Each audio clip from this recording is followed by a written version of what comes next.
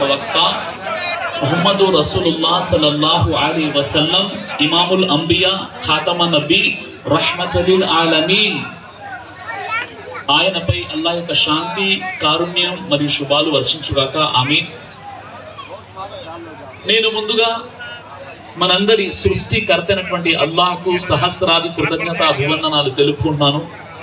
అల్హమ్దులిల్లాహ్, అల్లాహ్ సుబ్హానహు వ తఆలా మనకు ఒక గొప్ప అవకాశాన్ని ఇచ్చాడు. ముఖ్యంగా ఈ రోజుల్లో ఇంతమంది భారీ ఎత్తులో సోదరిమణులు మహిళలు చేస్తున్నారు. అల్లాహ్ సుబ్హానహు వ తఆలా ఎంతమంది ఇక్కడ పురుషులు స్త్రీలు ఈ ధార్మిక సమావేశంలో హాజరయ్యారో అల్లాహ్ మనందరి పాపాలని క్షమించి మనకు జన్నతుల్ ఫిర్దౌస్ ప్రసాదించుగాక.